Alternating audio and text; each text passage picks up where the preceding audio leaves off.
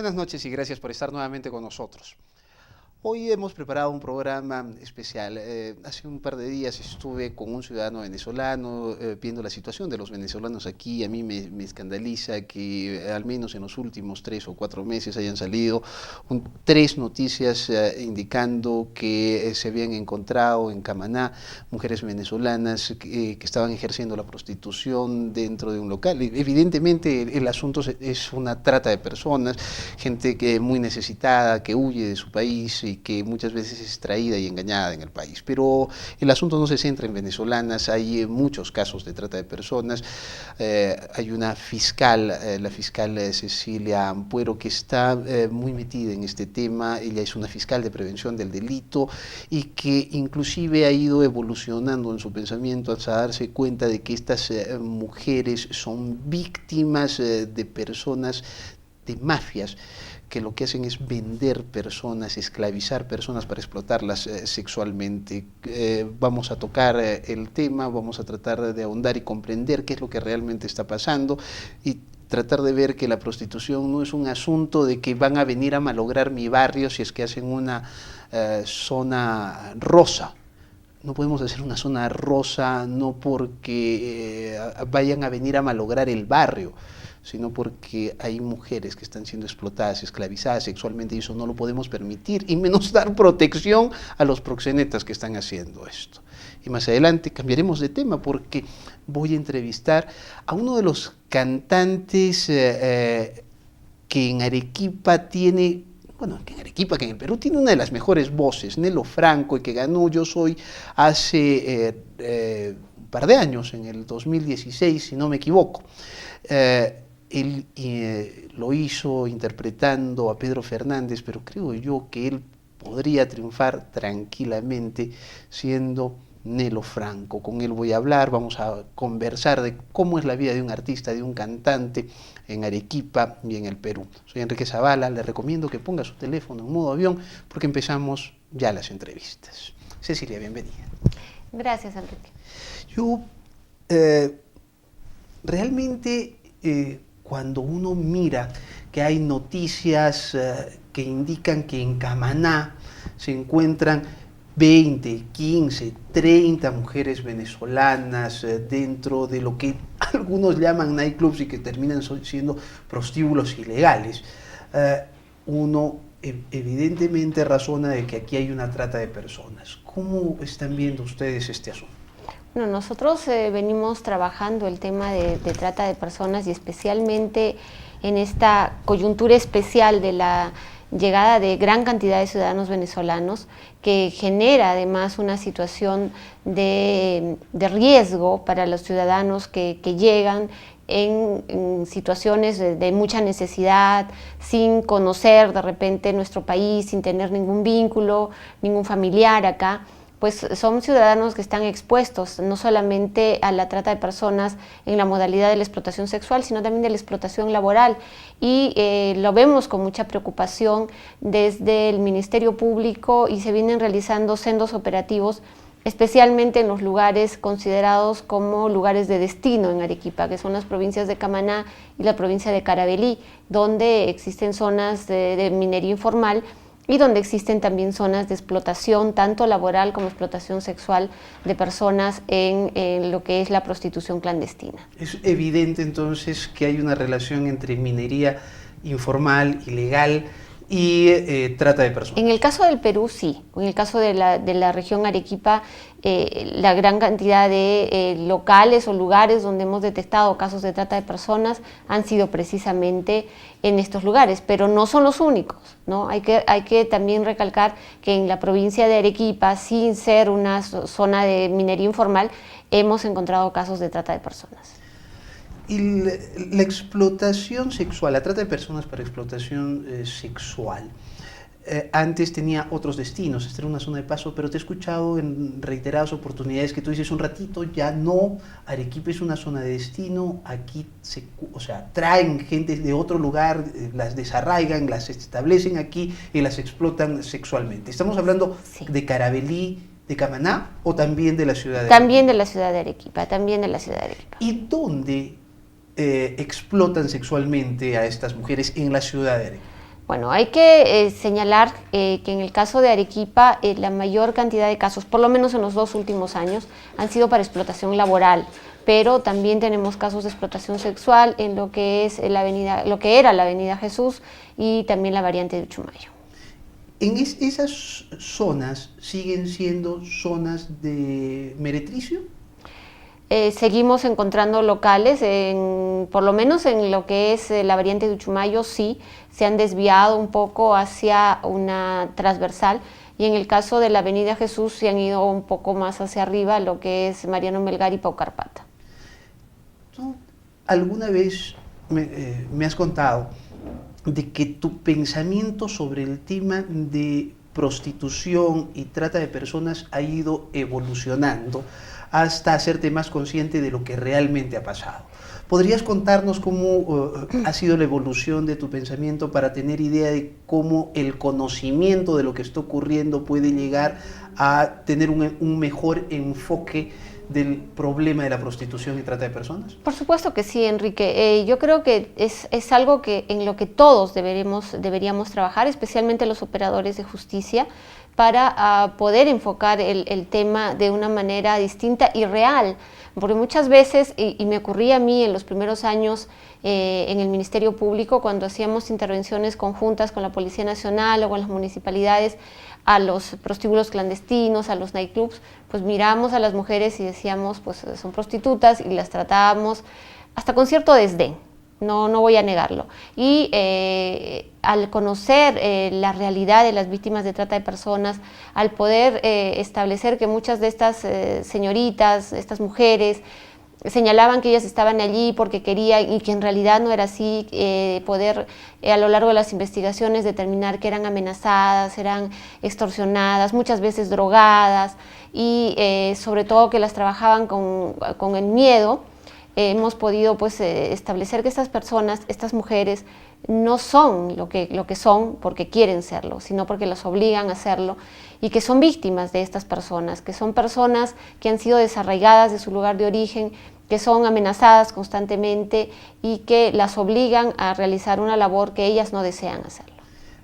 Hay casos, me imagino, de secuestros y hay un desarraigo, ¿no es cierto? O sea, no es que a una chica se le capta en Arequipa y se la obliga a prostituirse en Arequipa, sino que son llevadas a otros lugares lejos de la familia, completamente aisladas. Por lo general, sí. Una de las características del delito de trata de personas es precisamente el traslado de la víctima de un lugar a otro con la finalidad de desarraigarla, ¿no? De que no tenga contacto con la familia, de no tenga a quién recurrir, a dónde ir, en el caso de que pudiera inclusive escapar de sus captores, ¿no? Entonces es esta una de las características de la trata de personas. No implica de que no pueda haber trata en el mismo lugar de captación. Tenemos que ir a una pausa. Estoy con la fiscal de prevención del delito, Cecilia Ampuero, que es una de las fiscales que se ha metido más en el tema de trata de personas, que busca prevenirla, que busca que la sociedad reflexione al respecto, y cuando regrese pretendo ver cuál es el resultado que se da cuando se va y supuestamente se rescata a las mujeres de estos centros de prostitución, y cuál es el enfoque que podríamos darle desde la sociedad, sobre todo ahora que estamos en un proceso electoral para elegir a alcaldes que tienen que ver directamente con este asunto. Tras la pausa seguimos en modo avión. Cuando regresemos, en la segunda parte del programa vamos a estar con Nelo Franco, no se lo pierda, el ganador de Yo Soy 2016. Vamos a hablar con él sobre sus experiencias y cómo vive un artista en Arequipa.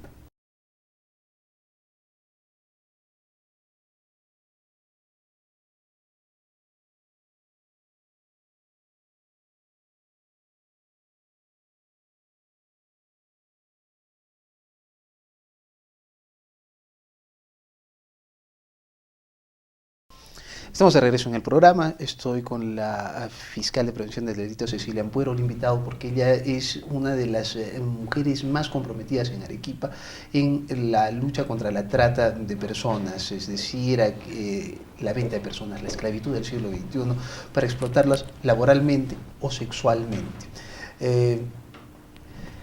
Hemos hablado de lo que ocurre, de operativos, megaoperativos, siempre llegan, sacan a mujeres, se dice que las rescatan. Yo me imagino que si ha habido, pues, se han encontrado en una vez 15 mujeres venezolanas en un prostíbulo en estas zonas de minería informal en Camaná, y después se encuentran otras 20 y después otras 30, bueno, la idea es liberarlas, y cuando se hacen operativos aquí o en otras partes, cuando se encuentran igual estas chicas, es tratar de liberarlas si están en explotación. ¿Es fácil desvincularlas de ese mundo o las mafias son extremadamente grandes? ¿Qué es lo que sucede después de un operativo? ¿Qué es hasta donde llegamos en las noticias?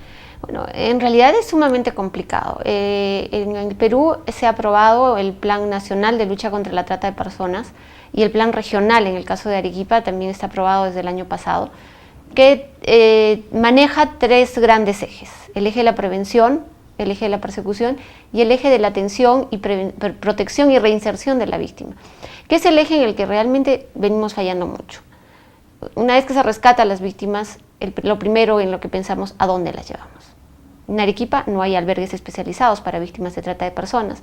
Muchas veces, por ese prejuicio que tenemos, los albergues de mujeres maltratadas, de víctimas de violencia familiar, no quieren recibir a estas víctimas.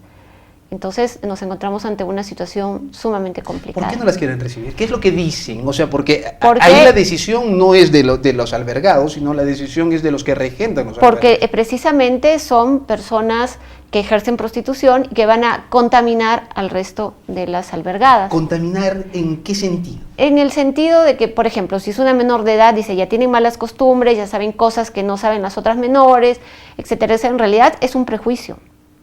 Es un prejuicio y con eso tenemos que batallar. Otro de los inconvenientes es que en el caso de la explotación laboral, si son varones, no tenemos albergues de varones en Arequipa ni en el Perú.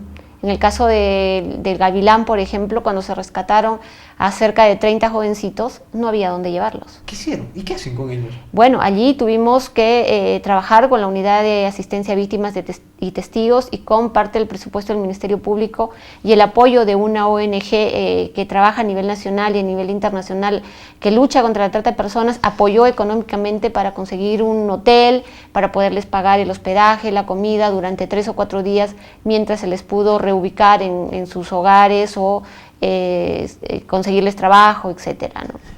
Debemos estar conscientes, según la primera parte de la entrevista, de que Arequipa es una zona donde hay trata de personas, en la zona de Carabalí, en la zona de Camaná, en la ciudad de Arequipa. Ya no es un lugar de paso, sino es un lugar donde se trae gente para explotarla sexualmente. La policía rescata, hacemos todas estas cosas y las autoridades no han pensado en un albergue. No es una prioridad y no tienen ninguna intención real de tratar el tema de una manera real, formal y seria. En realidad no. A través de la Red Regional de Lucha contra la Trata de Personas en el año 2016, si mal no me acuerdo, se presentó un proyecto al presupuesto participativo.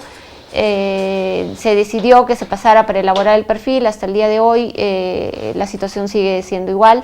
Es por ello que nosotros estamos trabajando a nivel de los gobiernos locales para formar redes locales, ¿no? Ya no solamente la red regional, sino redes provinciales y redes locales de lucha contra la trata de personas, para que las autoridades locales de alguna manera pues colaboren en la conformación de este tipo de albergues, y no solamente albergues, porque podemos tener la infraestructura, pero requerimos también de personal capacitado y sobre todo sensibilizado en el tema, ¿no? Que sepa atender a estas víctimas, que son víctimas especiales, diferentes de pronto a las víctimas de violencia familiar o de cualquier otro delito. He tenido la oportunidad de hablar con funcionarios municipales, de distritos, por ejemplo, ¿no? Y alguna vez ellos han dicho, nosotros vamos a intentar, estamos cansados de ir y cerrar un prostíbulo y que después se vuelva a abrir. Lo que vamos a proponer es que se conforme realmente la zona rosa para que haya tranquilidad entre los vecinos. O sea, el enfoque es, donde van las prostitutas, van los delincuentes y se malogra el barrio. O el barrio va a poder contaminarse, los chicos de la zona van a empezar a ir, o cosas por el estilo. Si ese es el enfoque que están dando nuestras autoridades, evidentemente jamás se va a poder abordar el problema y el sufrimiento de mujeres que son explotadas sexualmente. Por supuesto que sí, Enrique, y el hecho de que digamos, se ubique o se conforme una zona rosa en Arequipa o en cualquier lugar, no va a solucionar el problema. No va a solucionar el problema de ninguna manera, va a generar que simple y llanamente se formalice el negocio del tráfico y la trata de personas. Además, me imagino que ni tú ni yo estaríamos dispuestos a que con nuestro dinero, con nuestros impuestos, les demos seguridad a los proxenetas, que son los que tienen estos negocios. Que además es una actividad ilícita, Enrique. Recordemos que el proxenetismo es un delito. Si bien es cierto, en el Perú no está penada ni está sancionada como delito la prostitución, a la persona, a la mujer que lo ejerce libremente porque así lo ha decidido, sí está penado y está prohibido en el Perú el proxenetismo, o sea, aquel que favorece la prostitución. Entonces, el alcalde o la autoridad que generara la conformación de una zona rosa estaría favoreciendo la prostitución. O sea, sería un proxeneta. Sí. Por supuesto. O sea, estaría en la figura de proxeneta. Y dime por qué. Me imagino que tú has participado en estas reuniones. Yo me quedé escandalizado cuando primero el alcalde salió a decir que miren, lo vamos a estudiar junto con un grupo de regidores y luego de eso sale el jefe de policía y dijo, el jefe de policía de ese entonces, y dijo, va a ser una zona de diversión, de entretenimiento, como si la prostitución, o sea, el ejercicio de la prostitución por mujeres que han sido obligadas a prostituirse, fuera un entretenimiento.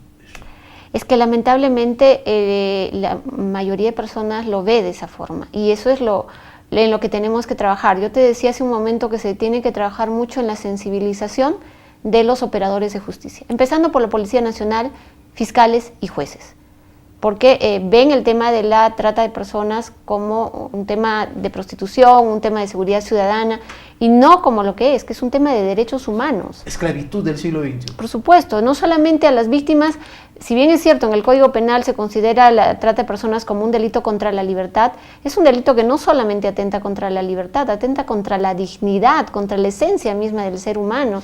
El ser humano deja de ser un ser humano y se convierte en una cosa, un libro, un teléfono que lo puedes comprar y lo puedes vender. Y aunque la mayor parte son mujeres explotadas, también hay hombres que son prostituidos y que son obligados a prostituirse. Así es, Enrique. Si bien es cierto, no es lo más usual, o por lo menos no tenemos muchos reportes, y la mayor cantidad de víctimas en trata de personas son mujeres, llegando a ser, según las estadísticas del Ministerio Público, más de un 60%.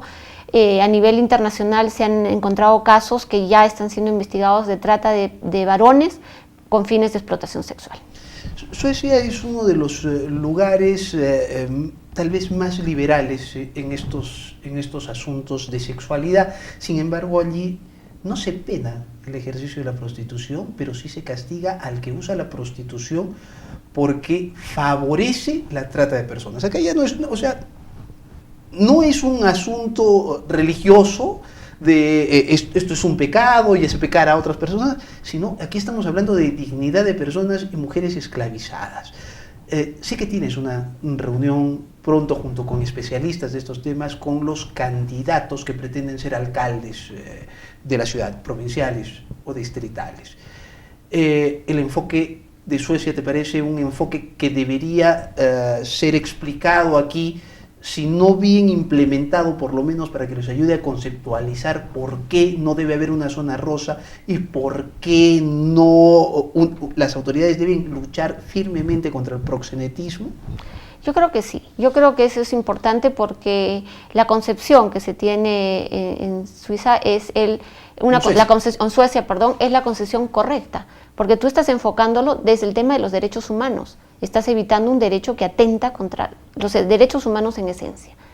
Y eso es lo importante. En Ámsterdam, por ejemplo, existe la zona roja, donde libremente las personas pueden ejercer la prostitución, y ya se ha comprobado que ha habido casos de trata de personas. Incluso allí. Incluso allí, donde es lícito la prostitución.